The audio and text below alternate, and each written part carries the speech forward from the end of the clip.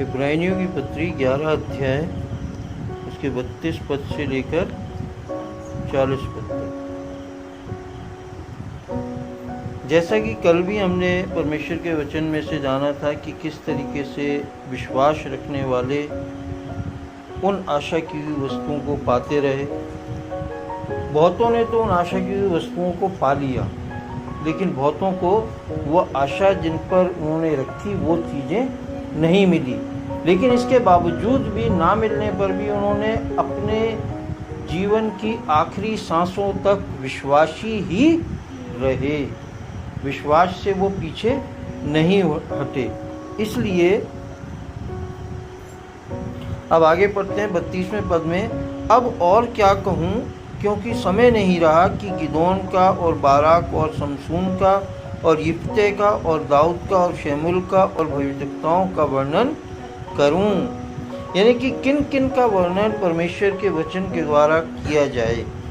यहाँ बात ये समझाई गई है कि किन किन लोगों का, इतने लोग हैं कि वचन बताता है कि अगर एक एक के बारे में परमेश्वर हमें ये वचन की पुस्तक देता तो ये बहुत बड़ी पुस्तक बन जाती। लेकिन क्या है कि हमें कुछ ही लोगों के बारे में बताया गया है। हमें उन कुछ ही लोगों के जरिए की उनके उदाहरणों की बातों को समझना चाहिए और अपने जीवन को उनके जीवन के अनुरूप चलाना चाहिए। जिस तरीके से उन्होंने विश्वास किया और परमेश्वर के साथ साथ अपने जीवन की आखिरी सांसों तक चलते रहे, वैसे ही हमें भी परमपिता परमेश्वर पर भरोसा और विश्वास करना चाहिए। और चाहे दुख आए, चाहे सुख आए, चाहे जैसी भी परिस्थिति आए, हमें अपने विश्वास से पीछे नहीं हटना चाहिए, क्योंकि लिखा हुआ है कि मेरा धर्मी जन क्या है, विश्वास से जीवित रहेगा। यदि हम विश्वास से हट जाएंगे पीछे तो परमेश्वर कहता है कि मेरा मन इससे प्रसन्न नहीं होगा। लेकिन हम पीछे हटने वाले नहीं हैं कि हम नाश हो जाएं, वरन हम क्या हैं, विश्वास करने वाले हैं ताकि अनंत जीवन पाएं। ये जीवन हमारा छोटा सा जीवन है, लेकिन परमेश्वर का वादा है कि जो कोई मुझ पर विश्वास करेगा वो अनंत जीवन पाएगा। कल भी मैंने इस बात को समझाया था कि बहुत से लोगों को ये विश्वास नहीं है कि मरने के बाद क्या होगा, है ना। बहुत से कहते हैं अरे भाई अभी जी लो जो जीना है, अभी जो कर लो करना है, क्योंकि कल का मालूम नहीं, कल जब मर जाएंगे तो हम क्या बनेंगे। क्यों? क्योंकि ये मनुष्य का जीवन बड़ी मुश्किल में मिलता है। पता नहीं हम चिड़िया बनेंगे, पता नहीं हम कबूतर बनेंगे, पता नहीं हम सांप बनेंगे, क्या बनेंगे कुछ नहीं मालूम है, ठीक है नहीं। लेकिन हम जो मसीह यीशु पर विश्वास करने वाले हैं, उनको परमेश्वर का वचन स्वयं परमेश्वर बताता है कि तुम्हें मैंने चुना है और तुम यदि विश्वास में बने रहोगे तो जिस स्वाभाविक देह जो हमारी दिखाई पड़ती है, उसी देह में हम स्वर्ग के राज्य में अनंत जीवन तक राज्य करेंगे। और लिखा हुआ है कि जैसे आज तुम एक दूसरे को पहचानते हो, वैसे ही स्वर्ग में भी एक दूसरे को पहचानोगे। तो ये विश्वास जो है, ये बहुत बड़ा विश्वास है जो और लोगों के अंदर नहीं पाया जाता। हम क्या, परमेश्वर स्वयं पिता चाहते हैं कि लोग वाग इस विश्वास को माने। लोग वाग स्वयं इधर उधर की चीज़ों पर भरोसा विश्वास ना करें, वरन उस अद्वितीय जीवित परमेश्वर पर विश्वास करें जो हमारे मनों के अंदर वास करता है। परमेश्वर को ढूंढने जाने की जरूरत नहीं है। यीशु मसीह ने कहा, कोई यदि तुमसे कहे कि देखो प्रभु वहाँ आ गया है, देखो यीशु मसीह वहाँ गया है, या देखो परमेश्वर वहाँ है, तो तुम चले नहीं जाना। क्यों? क्योंकि वो तुम्हारे साथ है। मैंने एक छोटा सा उदाहरण दिया था ना, जब कोई हम गलत काम करने जाते हैं तो खट से मन में आवाज़ आती कि ऐसा तू काम मत कर, है। तो वो कौन है जो हमसे बात करता है? जब हम अकेले में होते हैं तब वो कौन है जो हमारे को रास्ता दिखाता है? अचानक मन में हम जैसे बड़े उदास बैठे हुए हैं, कोई काम हमारा नहीं बन रहा, फट से मन में बात आई कि तू ऐसा कर ले, हैं, और हम जब वैसा करते हैं तो हमारा काम हो जाता है ना।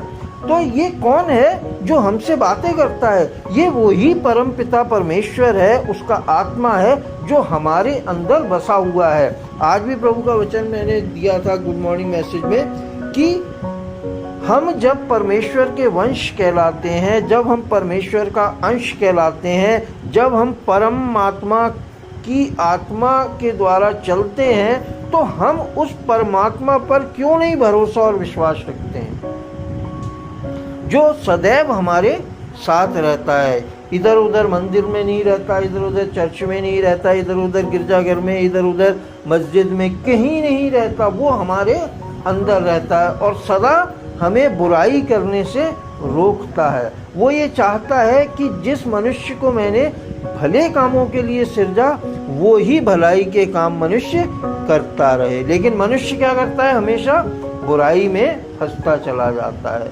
हमें अपने जीवन को भलाई की ही तरफ चलाना चाहिए।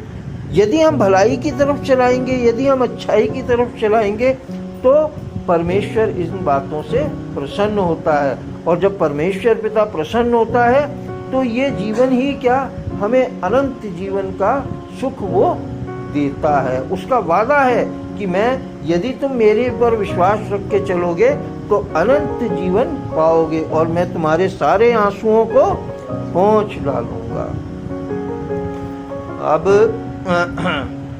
33वें पद में, इन्होंने विश्वासी के द्वारा राज्य जीते, धर्म के काम किए, प्रतिज्ञा की हुई वस्तुएं प्राप्त की, सिंहों के मुंह बंद किए, आग की ज्वाला को ठंडा किया, तलवार की धार से बच निकले, निर्बलता में बलवंत हुए, लड़ाई में वीर निकले, विदेशियों की फौजों को मार भगाया, स्त्रियों ने अपने मरे हुओं को फिर जीवित पाया, कितने तो मार खाते खाते मर गए और छुटकारा ना चाहा, इसलिए कि उत्तम पुनरुत्थान के भागी हों। आगे ना बात, ये जीवन हमारा थोड़ा सा जीवन है, लेकिन हम क्या है, इस थोड़े से जीवन में बहुत बहुत कुछ पाना चाहते हैं। लेकिन हमारे बहुत से ऐसे विश्वासी भाई और बहन पैदा हुए और मर गए, और इसलिए मर गए कि उन्होंने इस जीवन से भी कहीं अच्छा जीवन पाने की आशा रखी, जिसे परमेश्वर कहता है कि मैं तुम्हारे इस जीवन के सारे आंसुओं को पोंछ डालूंगा। तो उसने क्या किया कि वो लोगों ने अपने इस मृत्यु को सह लिया। और क्यों सह लिया? ताकि वो पुनरुत्थान, यानी कि फिर दोबारा से जब परमेश्वर के राज्य में जीवित हों मृत्यु के बाद, तो वो इससे कहीं अच्छा जीवन पाएं। कई एक ठट्ठों में उड़ाए जाने और कोड़े खाने, बरन बांधे जाने और कैद में पड़ने के द्वारा परखे गए। बहुत से लोग परखे गए। क्या होता है कि आज भी हम देख रहे हैं कि बहुत सी जगह धर्म के नाम पर लड़ाई झगड़े होते हैं। भाई उनसे पूछो कि भाई धर्म क्या है, तो नहीं जानेंगे। वो सिर्फ ये जानेंगे कि ये हिंदू है, ये मुस्लिम है, ये सिख है, ये ईसाई है। धर्म ये नहीं है। मैंने एक बार समझाया भी था और इसका वीडियो भी मैंने तैयार किया था कि धर्म क्या है। धर्म है आज्ञा का पालन करना। ठीक, धर्म क्या है कि अपने कर्तव्य को सच्चाई से निभाना।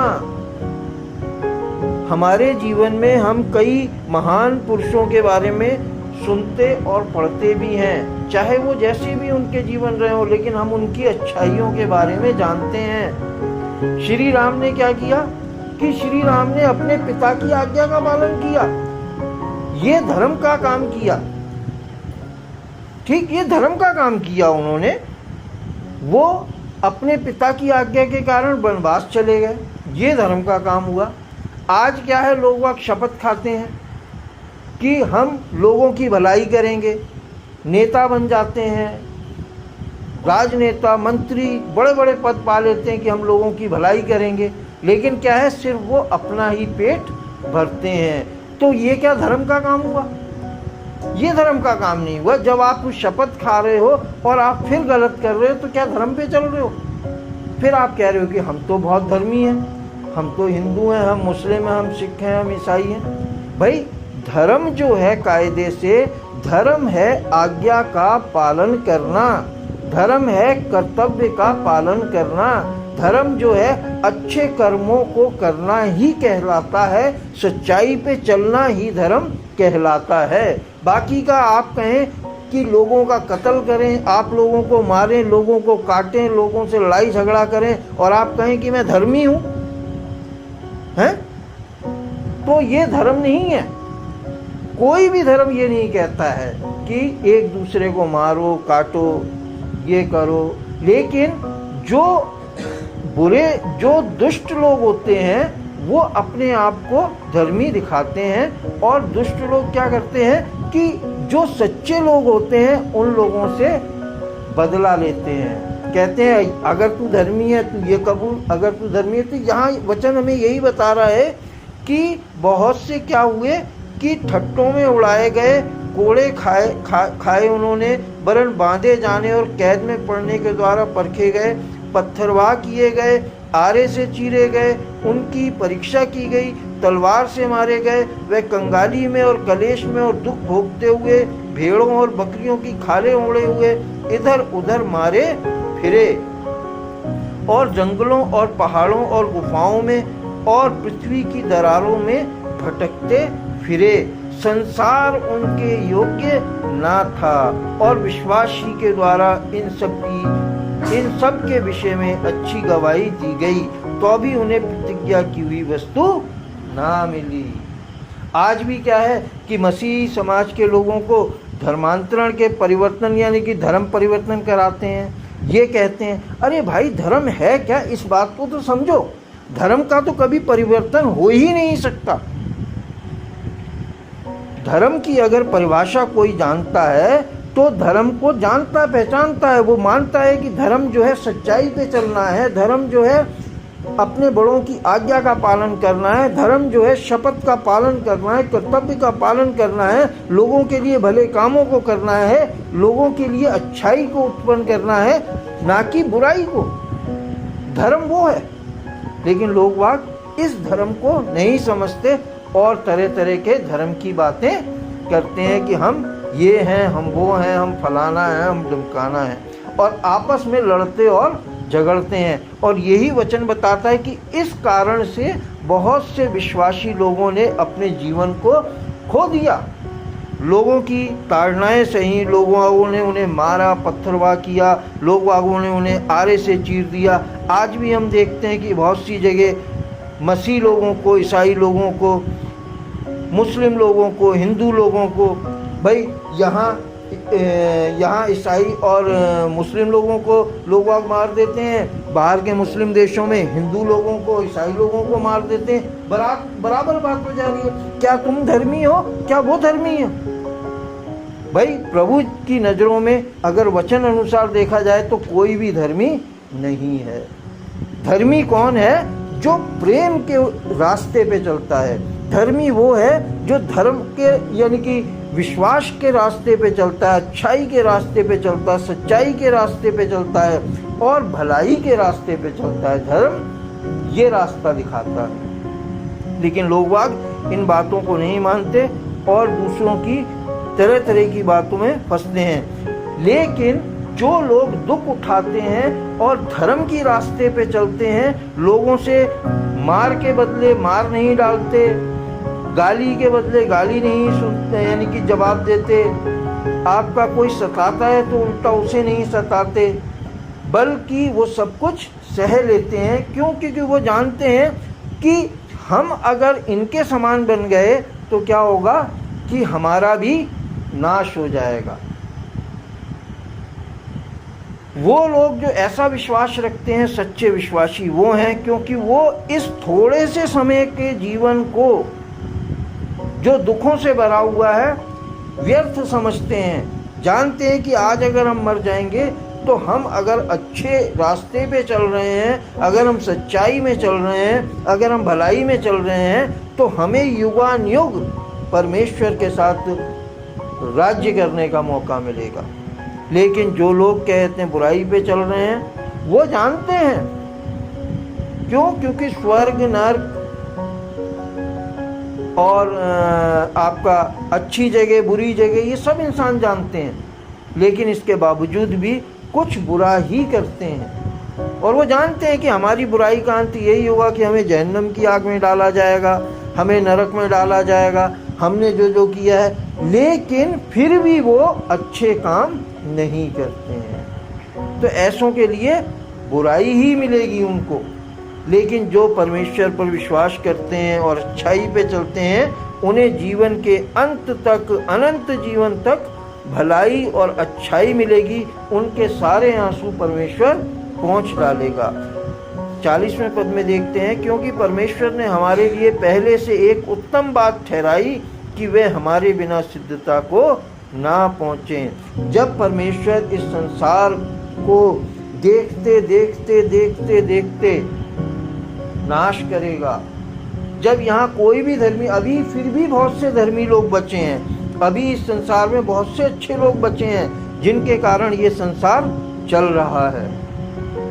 क्यों? क्योंकि वो एक दूसरे की भलाई करते हैं, क्योंकि वो एक दूसरे के लिए अच्छाई देखते हैं, क्योंकि वो सच्चाई पे चलते हैं, इसलिए ये संसार अभी तक क्या है, बचा हुआ है। लेकिन जब इस संसार में कोई धर्मी जन नहीं बचेगा, तब क्या होगा कि इस संसार का नाश हो जाएगा। और हम भी और वो भी जो हमसे पहले मरे या हमारे बाद मरेंगे, वो सब तब एक सिद्धता के उस स्थान में पहुंचेंगे जहां पर ये इस प्रकार की गंदगी और बुराई नहीं पाई जाती है।